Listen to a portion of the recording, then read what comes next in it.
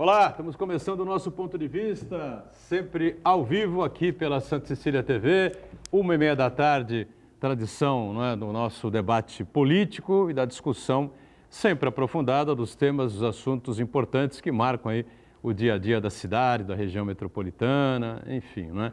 Sempre na pauta a educação, a saúde, o meio ambiente, o transporte, a segurança pública, assuntos diversos que formam a nossa pauta, mas, claro, com exceção desta edição aqui do Ponto de Vista, esta terça-feira, após a caótica segunda-feira que tivemos, mais né, na cidade de São Paulo, mais precisamente em São Paulo, mas também caótica, né, aqui pela região metropolitana, muitos pontos de alagamento, muita gente que não teve condição de chegar a tempo ao trabalho, à escola, de se deslocar aqui pela região metropolitana. Choveu realmente uma monstruosidade, uma barbaridade desde a noite de domingo, e durante o dia de ontem quase que inteiro, né? Até começo da tarde, metade da tarde, assim, ainda chovia, já não tanto, né? Mas chovia bastante também para complicar os principais pontos de alagamento. Aqui na cidade de Santos, o grande problema, como sempre, ali a entrada da cidade, né? O direcionamento da Nossa Senhora de Fátima em direção à zona noroeste, que se não teve os problemas que costumava ter antigamente, não tão cheio como antes, mas também teve um alagamento, afinal foi uma tromba d'água e por muito tempo, né? Escorregamentos nos morros, né, absolutamente normais, né? Apenas uma área lá no Morro da Penha que está separada lá, não é? Que está preservada lá pela Defesa Civil, cercada pela Defesa Civil, enfim, né? E graças a Deus nenhum problema aí de grande monta, né? Uma loucura as imagens que a gente viu na cidade de São Paulo, né? A gente deixando o carro, saindo nadando, enfim, um negócio alucinante, né?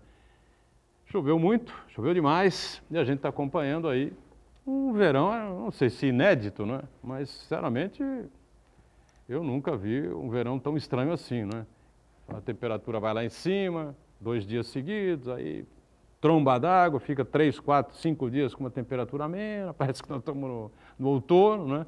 Aí volta, esquenta 2, 3 dias, tromba d'água de novo, com uma semana inteira com temperatura amena. Olha, para quem não gosta do calor, é um prato cheio, né? E segunda a sexta, 8 da noite, você confere sempre aqui na Santa Cecília TV a nossa reprise, né, do Ponto de Vista. Que hoje, com prazer, recebe a professora, advogada, né, doutora Patrícia Gores, professora aqui da Faculdade de Direito da Santa Cecília, que nos dá o prazer da participação. Tudo bem, Patrícia? Um prazer revê-la. Prazer é meu. É sempre muito bom estar aqui entre amigos, né? E para a gente comentar as notícias do dia. Obrigado, Patrícia, por estar conosco. E uma satisfação sempre receber também o Ronaldo Serápicos, também advogado, né? E que é uma figura sempre antenada com as coisas da região e do país. Tudo bem aí, Ronaldo? Depois de tanta água, né? Tudo bom, Edgar, tudo ótimo. Tirando um sapato novo que eu perdi numa poça ontem, o resto está tudo excelente. Deixar um abração para você, um beijão para minha querida Patrícia Gores e um grande abraço também ao telespectador da Santa Cecília. Muito bem, a gente lembra que de segunda a sexta você confere sempre às 8 da noite a nossa reprise, né? E claro, o nosso mantra de todos os dias, né? 1h30 da tarde começa o ao vivo, acaba às 2h30, até o horário da reprise, coisas incríveis podem acontecer na confusa República Brasileira, né? Ontem o foco, né, da mídia nacional saiu todo de Brasília, né? E ficou, claro, a inundação da maior cidade da América Latina, com as pessoas deixando os seus carros a nado, né, perdendo seus veículos, e gente que conseguiu sair de manhã para trabalhar não conseguia voltar para casa, né, depois do trabalho, enfim, uma coisa assim, tresloucado, né, um transtorno enorme, imenso, né, mas infelizmente, por mais que as autoridades digam e tentem, né, a gente sabe que tentam realmente, né, fazer uns investimentos, enfim. São Paulo, capital, é muito complicado, né? E a nossa cidade, a nossa região, é uma região litorânea, né? E choveu demais, né, Patrícia? A gente viu uma coisa impressionante, né? Esse é o momento que a gente tem que ter bom senso, né? Não criticar tanto os governantes, porque foi um ponto fora da curva, né? Claro que a gente sabe que investimento em piscinão, investimento em infraestrutura para esse tipo de situação não dá voto, porque esses investimentos, essas construções acabam ficando debaixo da terra, né? O piscinão, por exemplo, que seria necessário, principalmente na zona noroeste, não dá voto, então não dá mídia, né?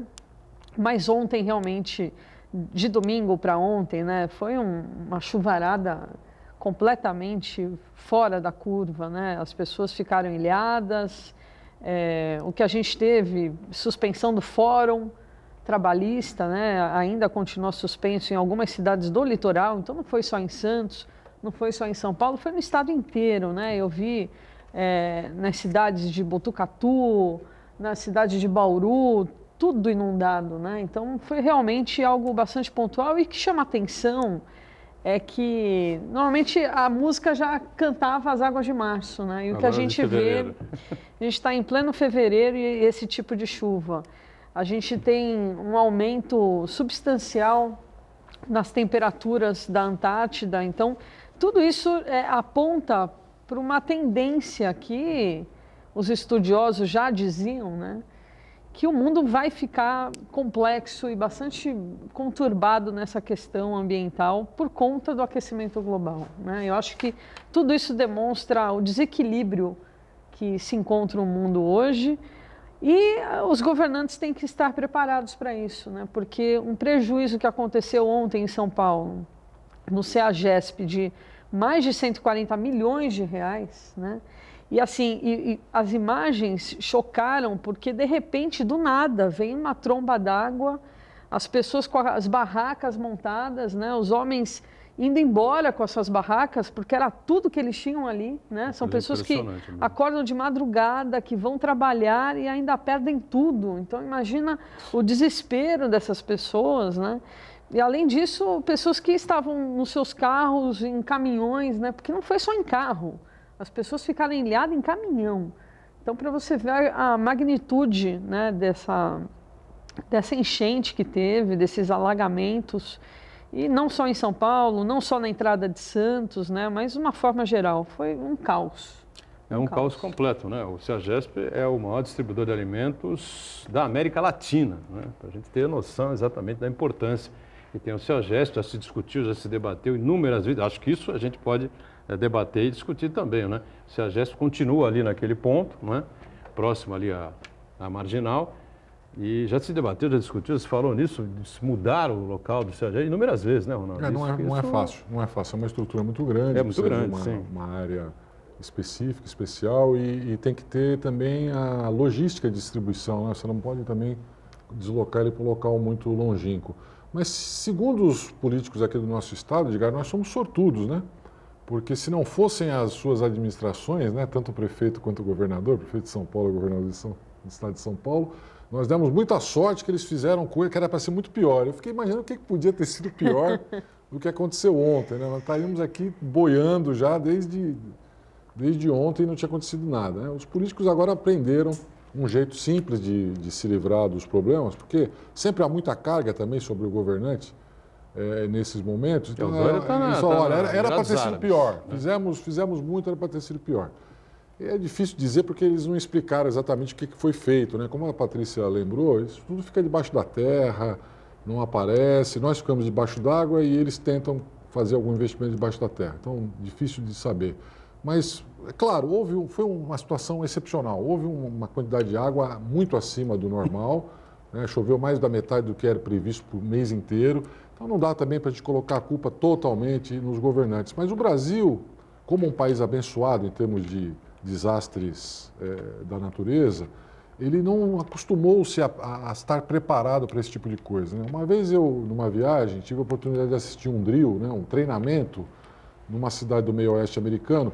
Era um treinamento de prevenção a tornados. Então, uma coisa super organizada, super bem feita, tudo patrocinado pelas autoridades, as escolas participaram. A cidade para fazer um treinamento daquele dia. Depois eu vi fotos de tornados anteriores, devastava a cidade, né?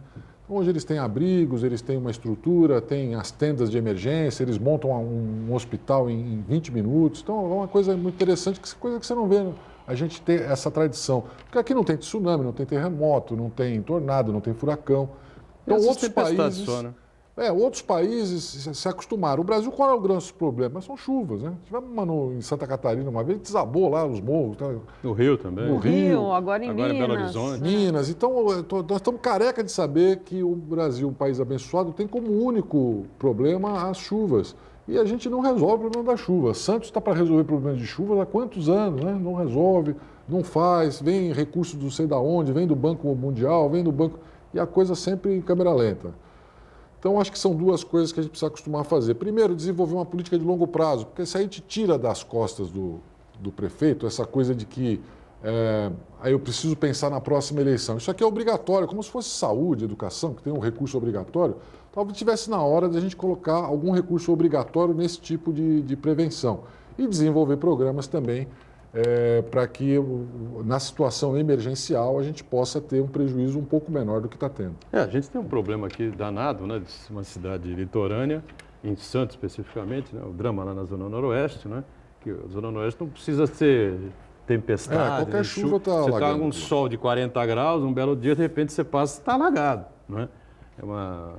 Que as coisas ficam abaixo do nível do oceano, enfim, uma situação muito complicada aqui. Aliás, tem aqui perto, próximo ao Canal 3, ali onde fica o Bar Heinz, né? Você pode, às vezes, estar numa noite luarada, né? Uma noite quente de verão, você passa ali, às vezes está alagado. Né? Você não entende exatamente o que é aqui. Gonzaga tem vários lugares. Gonzaga tem alguns Marechal pontos, Deodoro, né? Tolentino Filgueira, são Agora, lugares que inundam com facilidade. Santos tem uma situação diferente, não é? Que é assim, às vezes você chove muito, né? As ruas ficam alagadas, algumas ruas, outras não, evidentemente, trechos de algumas avenidas, enfim. A chuva diminui, começa a ficar aquele pinga-pingo, naturalmente é rápido, né? A evasão da água nas cidades aqui, nas ruas de Santos, né? O que não acontece, infelizmente, na maioria das outras cidades. Né? Porque a gente tem os canais, tempo né? enorme, né?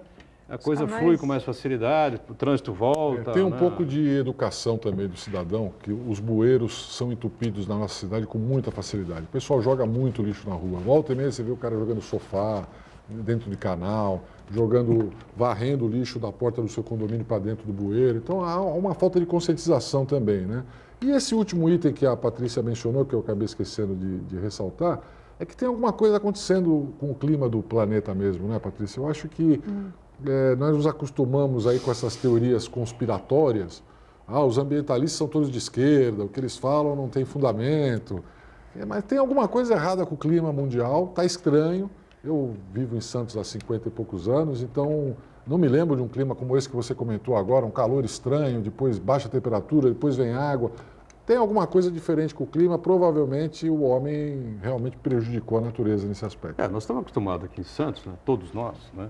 Que vivemos aqui em Santos, nascemos em Santos, vivemos aqui, de um verão que castiga a gente. Calor, né? chuva rápida, não esse tipo de exatamente, situação. Né? Você está acostumado com temperaturas de 34, 35, 38, com alguns picos de até 40 graus. Né? Não é comum, mas acontece também. E assim, com dias consecutivos, às vezes você fica 15 dias, 18 dias, assim, sem chuva até, né?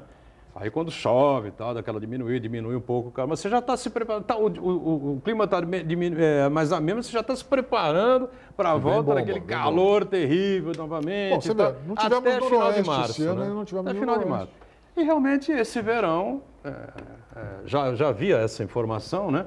Nos climatempos aí da vida que a gente acompanha, né? E realmente se confirmou que é um verão totalmente atípico, né? Totalmente atípico, e não só aqui no Brasil, né, mas no mundo inteiro a gente está tendo esse tipo de mudança, né? Por exemplo, o inverno com neve nos Estados Unidos estava até agora, né? Algo que era raro isso acontecer nos últimos anos, né? Nevava até meados de dezembro, em algumas cidades esticava um pouquinho mais, mas hoje a gente vê o frio bastante contundente, assim como na Europa, né? Então, países como a Alemanha, Portugal, a gente teve um inverno bastante rigoroso, além do normal, né? Então, o que a gente vê, de uma forma geral, o mundo inteiro está passando por isso, e é preocupante, porque a gente não tem a cultura da prevenção, né? Então, o Ronaldo falou muito bem quando ele falou da prevenção dos tornados lá nos Estados Unidos. Aqui a gente não pensa nisso, né? Aqui a gente pensa efetivamente quando a situação já está caótica e vamos tentar ajudar da melhor forma possível, né? Bom, para ser justos, né, eu recebi um alerta da Defesa Civil a respeito das chuvas na véspera da chuva. Então, realmente isso melhorou. Né? Isso tem sim, que, mas tem que isso mencionar. de 6 meses para cá que a gente vem recebendo alertas, né? Então, aí, chuvas fortes em São Vicente, Praia Grande, cidades do litoral. Isso a gente já vem recebendo de 6 meses para cá. Mas é só isso, né? Não, a gente precisa mais, né? Que você recebe esses alertas, você recebe esses alertas, tá? E não cai uma gota, né? Você fala, na dúvida você tem que avisar. Chove uma barbaridade para Praia Grande, sobe Mongaguá, Itanhaém, vai para o litoral sul, Vale do Ribeiro e tal, e não atinge exatamente aqui a cidade de São Paulo. Você olha e fala, pô, esses caras, né, estão de sacanagem. Nós temos uma barreira natural, né, da serra, e é muito comum você ter muita chuva em São Paulo e não chegar uma gota em Santos. Né? Às vezes acontece. Dessa vez foi completamente diferente. Veja, aliás, eu vi o mapa, não sei se vocês viram o mapa ontem do tempo, né? Sim, eu sou da Cruz Vermelha, né? Você é da Cruz Vermelha. Eu recebo os pareceres e a minha equipe, porque eu sou da equipe de refugiados e restabelecimentos de laços familiares, mas eu recebo por ser da Cruz Vermelha. Eles estavam monitorando as áreas mais atingidas para eles poderem ir quando os oficiais não conseguiam ir, né? Então existe aí hoje essa comunicação entre Cruz Vermelha e bombeiros, né? Você viu aquele mapa eletrônico das duas frentes frias se encontrando ali? Foi exatamente sobre o né? estado de São Paulo, uma coisa realmente impressionante aquilo, né? É uma explosão. E está indo para o Rio de Janeiro, né? Já chegou ao Rio, acho, né? Minas já chegou Gerais. ao Rio, chegou muito lá. E Minas Gerais de novo, olha, sinceramente, viu? Eu gostaria muito que isso não acontecesse, não caísse essa tromba d'água novamente em Belo Horizonte. Belo Horizonte tem ruas e avenidas que simplesmente vão ser reconstruídas, né? Sim. Sobrou muito pouca coisa. Né? Muita lama lá também. Lama para todo lado, uma coisa inacreditável. Olha aqui, a Defesa Civil, né, eu peguei essa informação agora há pouco, divulgou que choveu 195 milímetros nas últimas 72 horas, 3 dias, né? O acumulado do mês, 587 milímetros, por uma previsão de 291 milímetros em fevereiro. Ou seja, se chover aí, nós já estamos no dobro praticamente, né? Da previsão para fevereiro. Para fevereiro inteiro, né? Nós temos praticamente o dobro já de chuva, né? Então faltam aí 15 dias para acabar o mês? É Sim, isso? Mais ou menos, 18, 16 dias por aí, né? 17 dias para acabar o mês. Você vê que vai... Talvez não chegue ao triplo, espero, né? Deus nos ajude que não vai chegar ao triplo, mas você vê que a diferença vai ser gigantesca, né? Fugiu completamente da previsão normal, né? Para o mês de fevereiro. E o que mais dói, né? Nessas entrevistas que a gente vê na TV, a quantidade de pessoas que vão ter que reconstruir tudo, né? Ontem eu estava vendo na TV um comerciante de loja de tempero jogando tudo fora. Imagina, tempero molhou, mofou, estragou, né? Então, ele jogando tudo fora, a pequena comerciante, cabeleireira, com o seu salãozinho, jogando tudo fora. Então, assim, e as pessoas que moram na zona noroeste, que normalmente são mais atingidas por conta da geografia mesmo da ilha, né, de São Vicente, onde a gente se encontra, essas pessoas perdem de forma reiterada, né, armário, cama, aquilo que não consegue colocar para o alto, elas acabam perdendo, quer dizer... E olha o quanto da economia da pessoa, da energia da pessoa, né? Pessoas que perdem tudo, que perdem roupa, documento, fotos, memórias, né? Então, tudo isso acaba abalando essas pessoas. Não, lógico, é um prejuízo enorme. Então, assim, não é só... psicológico, de enfrentar aquela coisa, né? Exatamente, é isso que eu quero chegar, né? Olha o abalo psicológico que causa esse tipo de questão também, né? Vamos para o nosso intervalo, já retomamos aqui a nossa sequência do ponto de vista, em instantes. Muito bem, a gente volta aqui na sequência do ponto de vista, só para amarrar aqui, Ronaldo, essa questão das chuvas. Ontem a Câmara Municipal de Santos aprovou um requerimento da deputada não, ex-deputada, né? Sempre deputada, ex-prefeita, sempre prefeita, né? Vereadora Thelma de Souza do PT, para convidar lá secretários municipais, né? Secretário de governo, secretário de gestão, secretário das diversas áreas, né? E acho que a Defesa Civil também, né? Imagino, né? Para que expliquem na Câmara de Santos por que vários pontos da cidade estão alagando e tal, alguns que não alagavam, outros... Então é o seguinte, o prefeito Bruno Covas ontem, né, estava falando exatamente isso. Se novos pontos alagaram, eu tenho aqui na minha mão relacionamento de antigos pontos que alagavam e hoje não alagam mais. Quer dizer, é uma situação difícil, entendeu? Porque quando cai uma chuva deste tamanho, sinceramente... não vejo a razão para um requerimento nessa linha, entendeu? Para levar lá os secretários municipais para falarem lá, os vereadores, enfim. A gente já sabe, através da mídia, quem tem que falar, eu acho que é o prefeito e a Defesa Civil, né? Não tem mais nenhum secretário nenhum explicar nada. E aí é contraproducente. Vai explicar o quê? Né? É contraproducente. Porque o que nós estamos discutindo, falando muito no primeiro bloco, é exatamente de que esse tipo de situação é aquela que exige uma conduta proativa do governante e do legislativo. O que é isso? É você pensar na possibilidade de um desastre quando o desastre ainda não aconteceu, quando o desastre no futuro. Então você precisa ter isso na agenda, você precisa ter como projeto. Toda vez que se reage porque aconteceu, acabou de acontecer, vamos tomar as providências, você está fazendo média, né? Não está resolvendo coisa nenhuma. Então, se isso fizesse parte da agenda do legislativo, olha, nós vamos esperar passar essa crise, o governo está trabalhando, está recolhendo, está fazendo as coisas que tem que fazer, tem coisas importantes para serem feitas na emergência. Passou a emergência, agora vamos discutir, antes que venha a próxima, vamos discutir o que vai ser feito para evitar a próxima. Então, o Brasil tem esse hábito, né? O político brasileiro que desenvolveu esse hábito. Pega fogo numa discoteca, vamos fazer agora uma lei para a discoteca, uma lei para proibir, para ter passagem de emergência. Se bobear, ele faz para aquela discoteca. Uma lei específica. E para outra? Não sei. Então, é sempre assim, eu canso de ver ideias mirabolantes para enchente durante a enchente. Depois que passa a enchente, esquece. Quero ver se o legislativo vai lembrar disso daqui a um mês. Eu também acho que não teria cabimento nenhum Mas isso. Só Até porque a Defesa Civil informa, viu, Patrícia? Os morros continuam em estado de atenção e você tem apenas uma única área lá no Morro da Penha, né? Que está interditada, cercada. São 5 moradias que estão interditadas. Enfim, alguns deslizamentos aconteceram. Também, se não houvesse nenhum deslizamento com a tromba d'água que caiu, seria realmente o cúmulo dos milagres, né? Mas o trabalho da Defesa Civil de Santos, ele é ponto fora da curva também, extremamente competente. Eu ia falar até sobre isso, né? O trabalho que a ex-vereadora, geóloga Cassandra fez, né? Preventivo para os Morros de Santos, né? Um trabalho de mais de 20 anos atrás e que mostra que funcionou, né? Foi um trabalho preventivo de contenção dos morros e que, graças a Deus, né? Ninguém morreu, mesmo tendo essa tromba d'água aí, né? Nenhuma casa foi perdida, né? Só um deslizamento pequeno nesse Morro da Penha, mas espero que isso não se repita, né? Agora, dizer também o papel... Só um parênteses, você lembrou muito bem da Cassandra, viu? A Cassandra, eu acho que eu já discuti isso com o Ronaldo em outras oportunidades, enfim, em programa de TV eu já disse isso, né? Um dos grandes pecados do PT de Santos foi não ter valorizado a figura da geóloga e ex-vereadora Cassandra Maroni, viu? Porque era uma mulher inteligente, competente, né?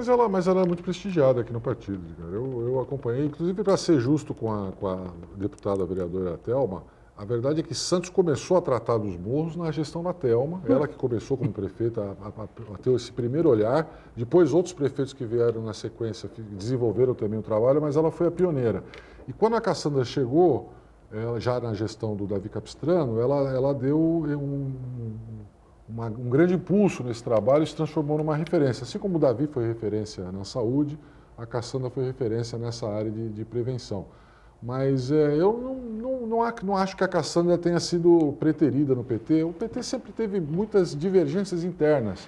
E aqui em Santos não havia uma diferença em relação a outros lugares, né? Você pega o Guarujá, por exemplo, a então vereadora, ex-prefeita Maria Antonieta era do PT e o PT foi pro PMDB. E o PT não quis. O PT quis apoiar o Farid Madi lá, ao invés de apoiar uma das mais importantes figuras do PT. A Cassandra deveria ter sido mais do que vereadora. Ela foi prestigiada, mas havia assim haviam grupos divergentes do PT e aí ela foi buscar oportunidades em outros lugares. Ela não lugares. Conseguia romper aquela barreira de mas Thelma, sempre foi muito respeitada. Fausto, Maria Lúcia. Ela pegou uma época que tinha vários líderes muito bons. 4 né? deputados do PT, deputados e tal, né? Todos muito competentes. Mas ela tinha fortes. o mesmo nível de todos eles. Sim, né? sim. Nível de competência, de capacidade, nível intelectual. Ela é realmente uma figura muito diferenciada e muito ajudou aqui a cidade, como explicou aqui o Ronaldo, principalmente no governo do Davi Capistrano. Depois foi eleita até vereadora quando o Beto se elegeu prefeito, né? Quando a Thelma tentou voltar, não conseguiu. A Cassandra se elegeu, né? Se elegeu vereadora, né? Sucessão do Davi. Você queria completar aí, Patrícia? Eu queria completar com o papel da imprensa, né? Como foi importante ontem de forma reiterada, né, e aqui no Santa Cecília, boletins a cada hora, né, mostrando justamente a posição, né, da água na cidade e dá aquele toque importante. Olha, se você puder evitar, não saia de casa, né? Questão da segurança, né? E como a imprensa ajuda nesse sentido, né, orientando as pessoas a não saírem de casa, porque o que a gente viu, muitas pessoas insistiram em sair de casa e acabaram ficando aí, pelo menos em São Paulo, horas no trânsito, né, de uma forma aí caótica. Não, todas as redes, né, e as emissoras regionais derrubaram suas programações. Pautas, né? Só foi... Porque não tinha alternativa, né? Você tinha que prestar serviço, né, fazer utilidade pública para que as pessoas continuassem acompanhando o que estava acontecendo, né? Especialmente em São Paulo, na grande São Paulo, né? Ocorridos os problemas, as dificuldades causadas por aquela tromba d'água. A gente espera que daqui para frente a coisa diminua e que o poder público possa, evidentemente, na medida do possível, já que a gente vê o poder público quebrado, né? Sem grana, sem coisa nenhuma. Os prefeitos hoje em dia ficam felizes da vida porque estão honrando a folha de pagamento. Né? Em São Vicente, a administração anterior não pagou 3 folhas.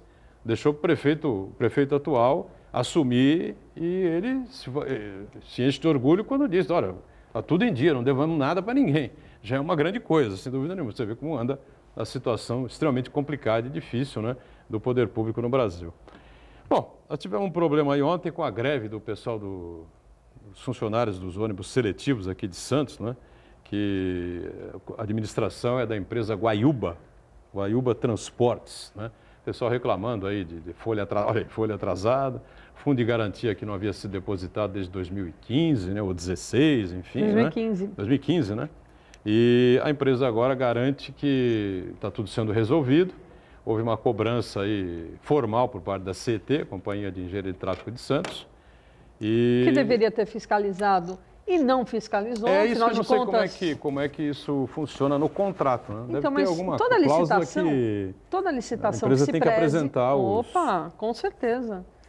Tem que ter fiscalização anual, né? Nós discutimos ontem aqui com a vereadora de Guarujá, com a vereadora de Praia Grande, né, a Janaína, com o Chagas, enfim, o Aldo, sobre essa questão do transporte. Nós já debatemos isso aqui, até tomando no cafezinho, né, Ronaldo, sobre essa coisa, né? O transporte coletivo é outro transporte que está enfrentando um drama terrível, né? Com o Uber, por exemplo, né? Você mora perto do Ronaldo, vocês costumam ir diariamente para lugares próximos, para o centro e tal, não sei o quê. O que vocês fazem? Carona, vocês dividem um Uber, né? Dá 3 mangos para você, 4 mangos para você, 4 para ele e tal. A pessoa prefere que andar de ônibus. O que é muito ruim para o meio ambiente, mas em termos de conforto é muito bom, né? Para o usuário é muito bom. Eu vejo pelas minhas alunas que saem daqui 10 e 20 da noite, elas se unem... Todo mundo de Uber. Uber. Então, assim, claro que a gente tem...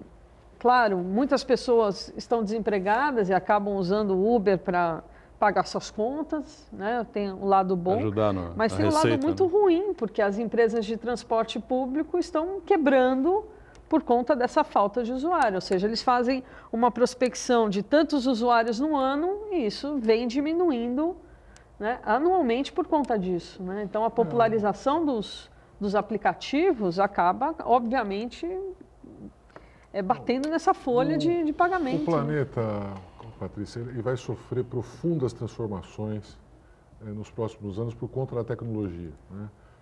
Eu me lembro de uma declaração polêmica do Stephen Hawking, um dos gênios da física, da ciência mundial, quando no auge de uma das crises de combustível que nós tivemos, que haviam campanhas muito fortes pelo transporte coletivo, ele deu uma declaração dizendo que o futuro era o transporte individual, não o coletivo, só que o transporte não poluente. Ele estava se referindo que nós teríamos tecnologia para as pessoas se deslocarem individualmente. Quer dizer, patinete. Hoje nós temos um patinete aí, que seria, ele não especificou qual seria o tipo de transporte.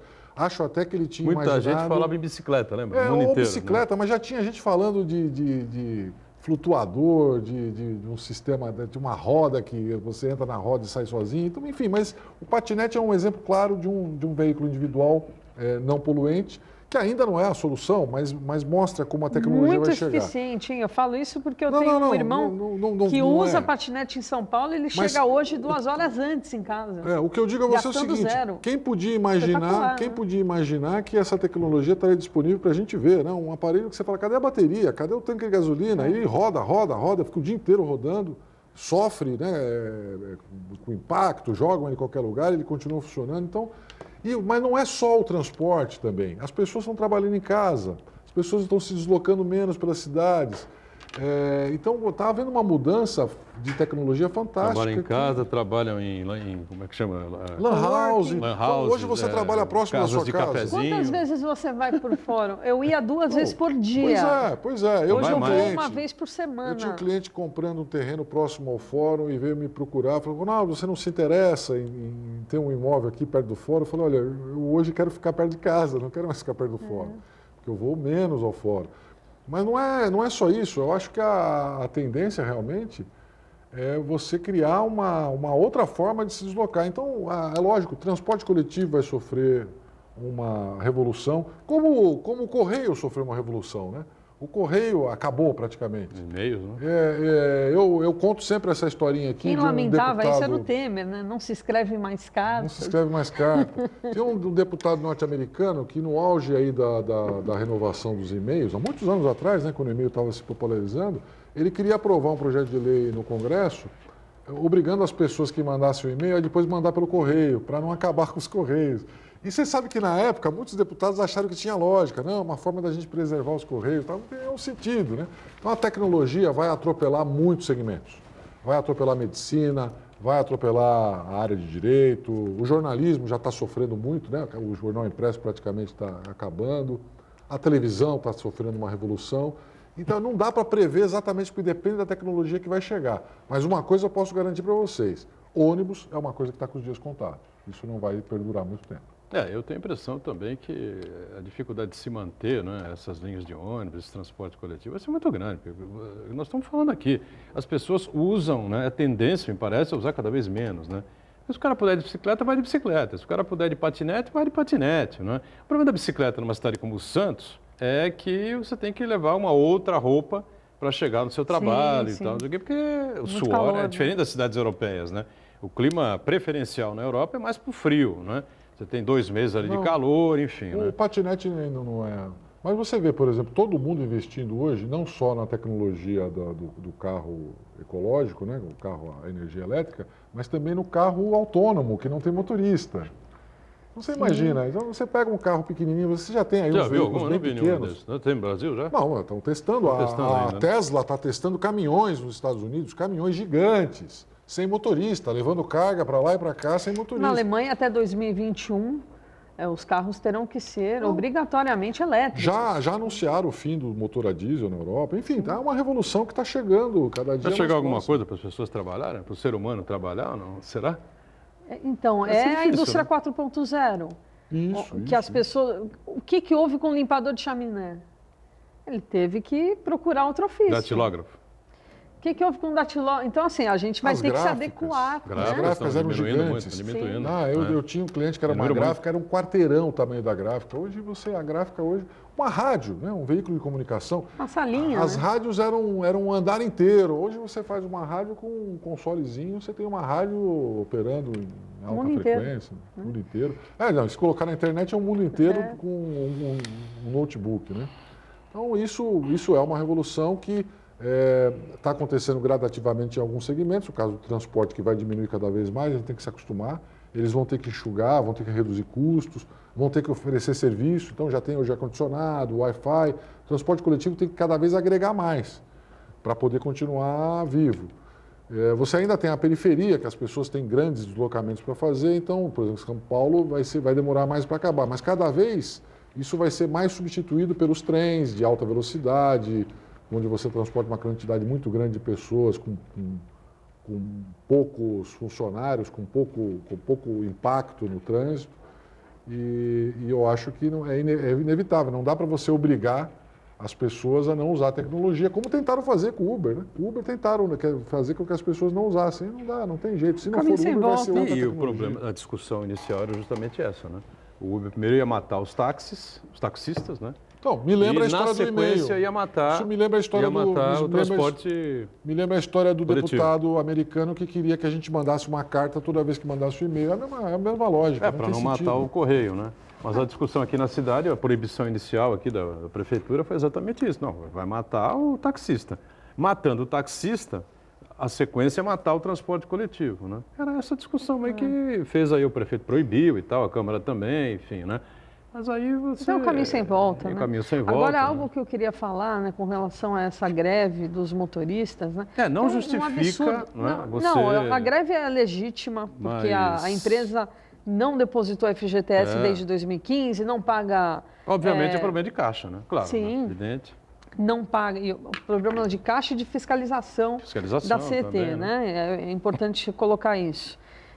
Além disso, Vale Transporte, agora o que eu fiquei sabendo hoje de manhã é que os motoristas, além de cobrarem, além de dirigir, além de parar fora do ponto, porque esse ônibus é um ônibus seletivo, tem esse diferencial, ele ainda tem que pegar o dinheiro do dia, do caixa, e depositar na conta da empresa. Você E se sabia não disso? quiser, é que vai procurar outro emprego, né? Isso é um absurdo, né? Isso Mas é um é isso que nós acúmulo de estamos função. falando, né? Acúmulo de função. Ele é motorista, cobrador e ainda é o contador, o financeiro da empresa. E Né? está feliz porque está empregado, né, Patrícia? Então, Porque se você vacilar... tá fora, mas a gente não pode se acostumar a esse tipo de Mas você acha que tem volta esse tipo exploração, de coisa? né? Então, mas aí ele E tem que mesmo ganhar assim, um acúmulo, e mesmo né? assim está com um problema de caixa, né? A empresa. Pois porque é, não diminui deposita fundo de garantia, atrasa o Mas salário. não e justifica. tal. Ele tinha que não receber justifica, claro, por ser lógico. cobrador e por ter que ir ainda todos os dias no banco depositar na conta da empresa. Isso eu já acho um Olha exagero. a responsabilidade. Né? Acho um exagero já. Se faltar uma moeda, vão comprar. Ele ainda tem que assumir a quebra do caixa, né? Ainda tem É isso. isso que a gente não tem certeza, né? Se ele assume quebra de caixa, então, porque a lei exige, no caso de quebra do caixa, que ele tem que receber um adicional pela possibilidade de quebra do caixa. Mas vocês sabem que essa história do acúmulo de função, para mim, é mais um dos anacronismos da legislação trabalhista. Eu acho que o futuro é as pessoas serem multifuncionais, exercerem várias funções simultaneamente. O que você precisa é preservar a integridade. É o caso, por exemplo, do dinheiro. Você está colocando em risco o sujeito que não quer correr risco. Né? Ele foi contratado para uma outra atividade, ele pode ser assaltado. Então tem que ter E para uma o motorista cobertura para também, isso. parar o ônibus, olhar o trânsito, olhar o troco. Então, aí você coloca em risco a segurança do passageiro dele. Sim. Então, eu acho que é sobre esse aspecto que a gente tem que sempre olhar as coisas. Você está sobrecarregando de atenção um funcionário que pode colocar em risco a sua própria vida e de outras pessoas. Aí tudo bem. Mas aquele sujeito que exerce uma função, isso nunca entrou na minha cabeça direito. O trabalhador, ele vende hoje a sua força de trabalho, o tempo que ele despende lá. Se ele vai abrir o portão ou se ele vai fechar o portão, para mim não tem sentido. O acúmulo de função é uma coisa que é da época medieval, feudal, não tem mais sentido no mundo moderno. As pessoas têm que exercer várias atividades, desde que não haja insalubridade, incompatibilidade, prejuízo psicológico, né? Você colocar a pessoa sob excessiva pressão, que ele não aguenta aquela pressão, tensão. Mas eu acho que as pessoas hoje têm que ser treinadas para desempenharem mais de uma função dentro da mesma empresa, até para elas crescerem. Nós estamos voltando naquela época, Patrícia. Ganhando, não tem problema nenhum. Dos O problema filmes do é Chaplin. você diminuir... E o salário não acompanhar. Não, exatamente, desculpe, tudo né? bem. Isso é triste. Aí Tem que você ganhar. vai... Mas é o que está você tem acontecendo, né? Nós temos que melhorar a remuneração do trabalhador, mas acabar com essa história de penduricalho. Acabar com esse negócio de que, olha, você fez... bateu o cartão lá, tem um adicional de bater cartão, não tem muito sentido. Eu acho que a gente tem que partir para... As pessoas têm que ganhar mais. Os salários no Brasil são muito achatados, são ridículos. Muito. A carga tributária sobre os salários é muito elevada, mas ficar criando esse monte de desculpa para... Aumenta o salário do cara. Eu acho que esse que é o correto. Eu também acho. Mas E no ônibus seletivo é mais tranquilo, né? Essa coisa. Você sabe de que arrumar. na Revolução passageiro. Industrial... No ônibus normal, não sei se Mais tem complicado. a mesma situação. Mais né? complicado. É a mesma situação? É muito grande. É, não sei se ele está levando dinheiro no caixa, mas que ele está estacionando, cobrando, vendo se tem algazarra dentro do ônibus. Isso Tudo ele isso faz. é um acúmulo de funções mesmo. Que precisa ver se é compatível com o trabalho que ele está fazendo. No ônibus Mas você sabe normal que é muito mais a complicado, Revolução né? Industrial e depois a história da produção em massa criada pelo Henry Ford, ela colocou o trabalhador numa situação de pressão psicológica brutal. O cara passou a apertar um parafuso. As pessoas que construíam numa fábrica um motor, o cara era especialista, construiu um motor inteiro, ele passou a apertar um parafuso no motor. Isso é extremamente frustrante para o trabalhador. O cara que era um artesão, que ele conhecia toda a indústria automobilística de ponta a ponta, ele passou a cuidar de uma roda, passou a cuidar de um parafuso. E é isso que nós estamos fazendo com outras profissões. Na prestação de serviços, antigamente, o sujeito pegava o pedido e levava até o fim, desde o atendimento ao cliente até o controle de qualidade. Hoje ele atende o telefone e passa a linha, atende o telefone e passa a linha. Se ele atender o telefone e preencher o formulário, é acúmulo de função.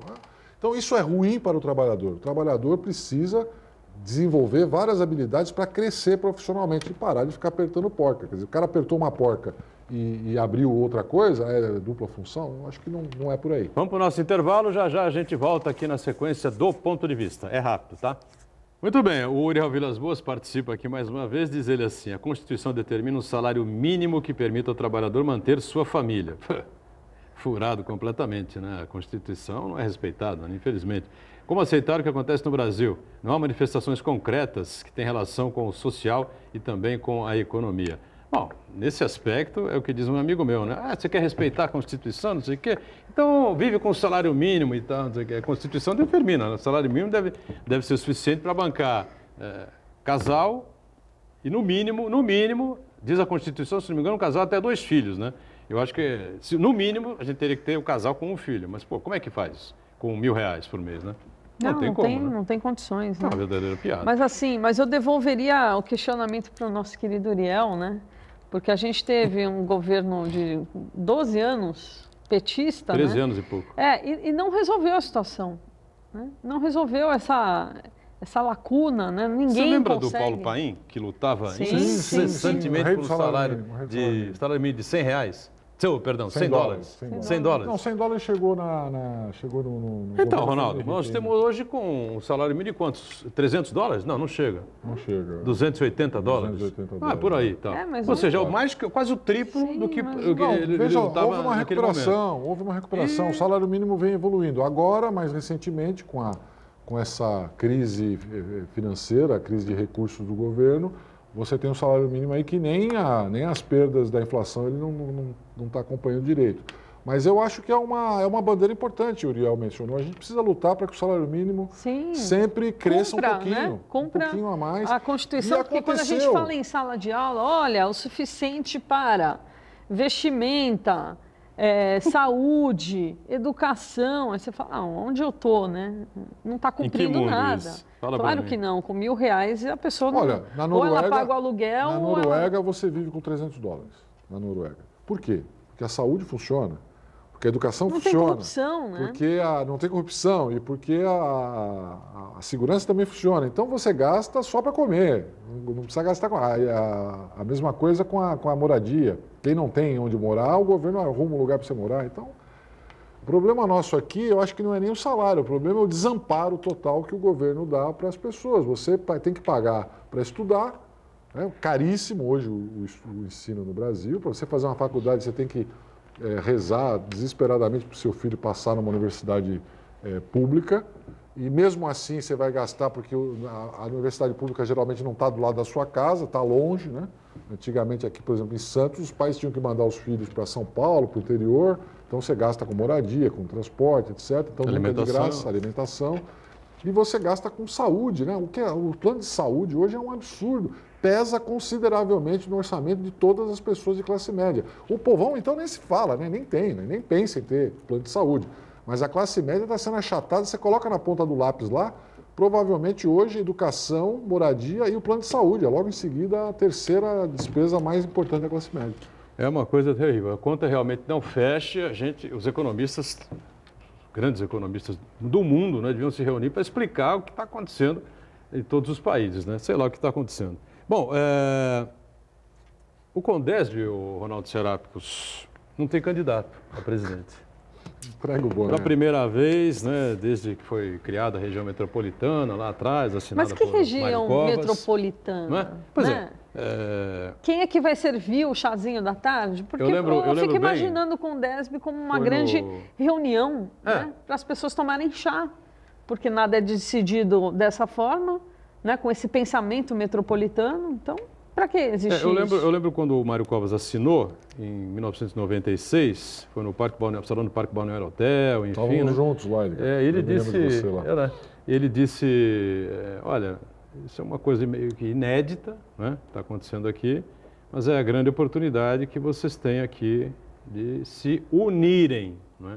Se os prefeitos não trabalharem de maneira conjunta, isso aqui que eu estou assinando pode ser que não valha nada, né? Espero que vocês, né, se unam, enfim.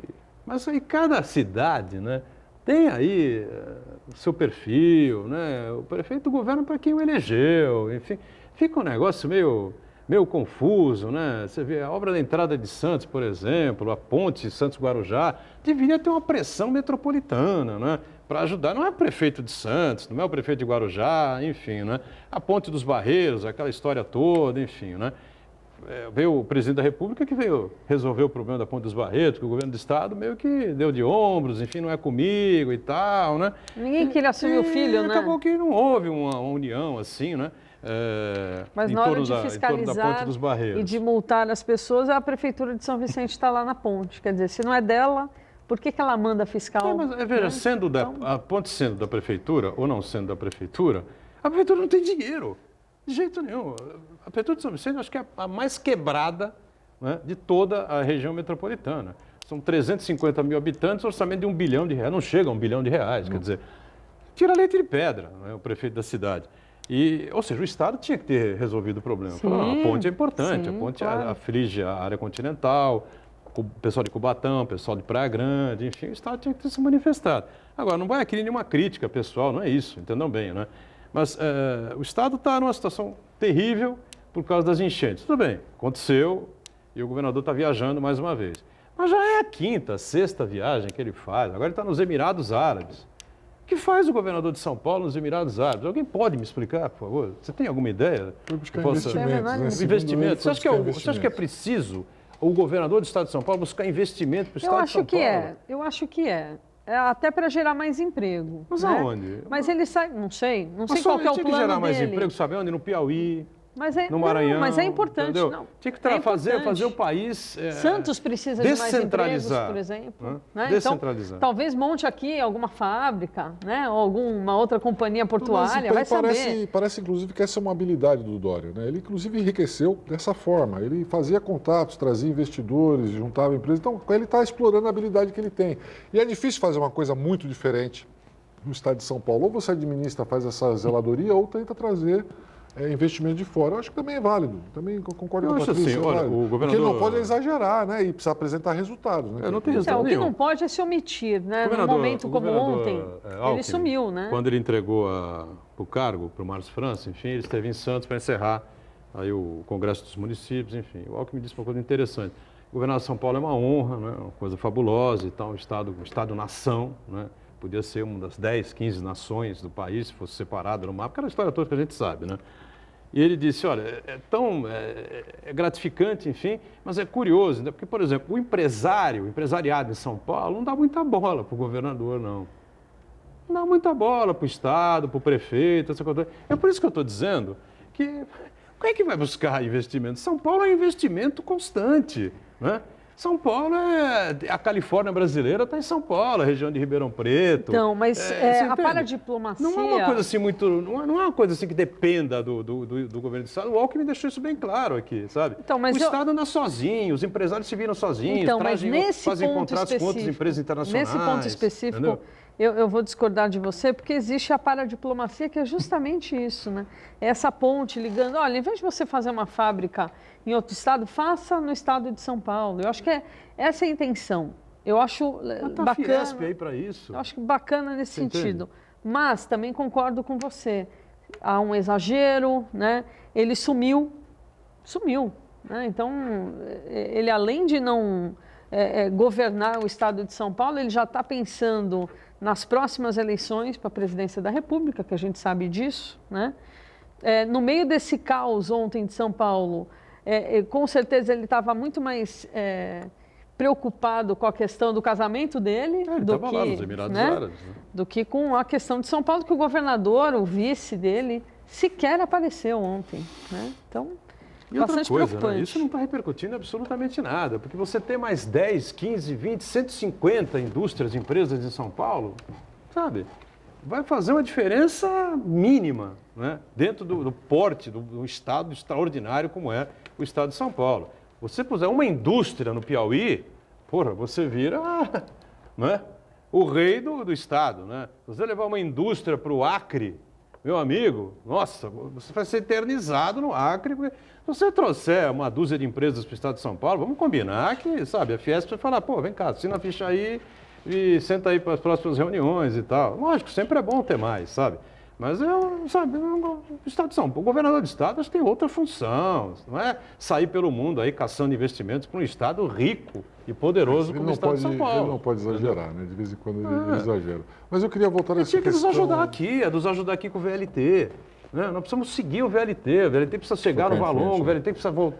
Então, mas era nesse ponto que eu queria chegar. É isso que eu gostaria que o Dória fizesse. Voltar ao assunto metropolitano, que o Condesb, ele é um conselho e ele deve se limitar às funções de conselho. Infelizmente, essa história de aguardar que o Condesb faça, execute alguma coisa, é uma grande bobagem e a agência metropolitana já mostrou também que não tem força, não tem condições de fazer isso.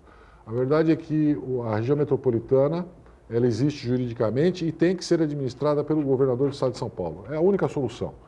E você tem que concentrar os esforços da região metropolitana. Ele pode até nomear, como tem um subprefeito em São Paulo, ele pode até nomear um subgovernador para cada região metropolitana do estado de São Paulo para executar isso. Ao invés de ter uma agência aqui, que ninguém sabe quem é, e não apita nada e não resolve coisa nenhuma, de repente alguém ligado diretamente ao governador para executar funções de ordem metropolitana. E se concentrar em 3 prioridades, porque você querer fazer tudo metropolitano, não fazer nada, que é o que a gente faz hoje, tem 1000 projetos metropolitanos, nenhum se concretiza. Então, aqui você tem que ter saúde, mobilidade e infraestrutura. Primeiro, olha, a questão da saúde ela é óbvia, porque você tem, no caso da região metropolitana da Baixada, você tem um polo central de saúde que é a cidade de Santos. Então, a cidade de Santos tem que receber investimentos para atender as cidades que estão ao seu redor na alta complexidade. Isso é o óbvio lulante. Você não tem como investir numa cidade menor, Mongaguá, como é que eu vou colocar lá um polo de alta complexidade, porque ele tem uma população muito menor do que aqui. Então, faz alta complexidade aqui, traz a população que precisar de lá para fazer a coisa aqui. E lá, você precisa investir naquele atendimento, não só o emergencial, mas aquele que as pessoas vão todo dia. É por isso que eu não coloco aqui, por exemplo, a educação como prioridade metropolitana, porque na minha concepção, a educação tem que estar muito próxima do morador. Você não pode se deslocar todo dia para estudar. A escola tem que ser perto da sua casa. No bairro. Agora, se você tem que fazer uma cirurgia, e tem pessoas que fazem 2, 3 cirurgias a vida inteira, ela pode se deslocar de uma cidade e ir até Santos e receber um atendimento excelente, de primeiro mundo. Então, é uma característica exclusiva de região metropolitana, a saúde, cai como uma luva. E Santos é muito sobrecarregado com isso, né? Os outros municípios não querem, todo mundo quer receber investimento. Então você tem que centralizar. Ótimo pronto atendimento nesses fazer municípios. Exatamente. Claro. Então, para mim é o primeiro. Segundo, infraestrutura. Você acabou de falar. Qual é o prefeito fora de Santos que vai apoiar a entrada do maior porto da América Latina? Só Santos brigou pela entrada de Santos, porque é a entrada do prefeito aqui, ele que se vire. Mas não é, isso aqui é a entrada do porto da Baixada Santista, é do porto da região metropolitana, é o porto do Brasil. Então, a região metropolitana tinha que se concentrar nisso. Infraestrutura, tem coisas de infraestrutura? Por exemplo, não dá para fazer um aeroporto em Santos, mas dá para fazer em Praia Grande, dá para fazer no Guarujá, dá para fazer em outras cidades. Então, a infraestrutura também é um daqueles investimentos que tem característica metropolitana. Você vai criar um equipamento que atenda a toda a região. Se você deixar os prefeitos decidirem onde vai ser o aeroporto, vai ficar brigando de Praia Grande, com não sei aonde, com de Guarujá, cada um quer um aeroporto para a sua cidade. Você tem que ter um projeto que diga onde é o melhor lugar para ter o aeroporto, vai ser o aeroporto metropolitano. Então, esses 3. E a mobilidade, que é você poder se deslocar. Um raio de uma ponte ou um túnel entre Santos e Guarujá, que está engavetado há 100 anos e, pelo jeito, vai ficar mais 100 anos engavetado, nunca vai ser resolvido se não houver um esforço metropolitano. Para essa região ser realmente uma região integrada, eu preciso poder me deslocar até Praia Grande, até Guarujá, até Cubatão com facilidade.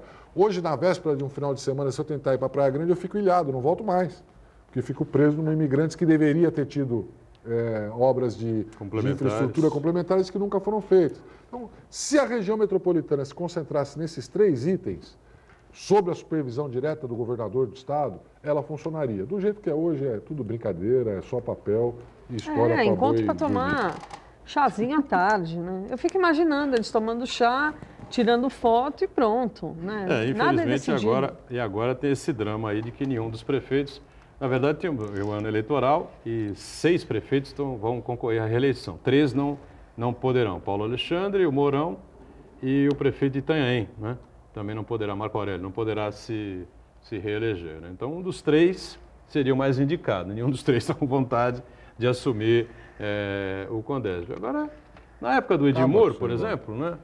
Muito se criticou o Edmur, enfim, mas o Edmur foi um bom subsecretário nessa pasta de regiões metropolitanas, né? Ajudou a criar uma em Sorocaba, outra em Campinas, enfim, e ele movimentava, mas não resolveu muita coisa, a gente acha que não resolveu. Muitas coisas que poderiam estar aí sem solução, acabaram tendo uma solução, uma ponte aqui, uma obra ali, alguma coisa ali, vários encaminhamentos, enfim. E o Edmur fazia fazia a coisa se movimentar, se mexer, secretários o tempo todo, descendo a serra, o governador, uma vez por mês, baixava aqui, fosse Serra, fosse Alckmin, né? E a gente tinha uma situação diferente. Eu nem sei quem responde pela pasta mais, você sabe? Vignoli, quem é né? secretário? O secretário Vignoli, né? Vignoli, nem conheço. Que vem aqui também, vem mais para falar do PSDB do que propriamente da Baixada Santista. Enfim.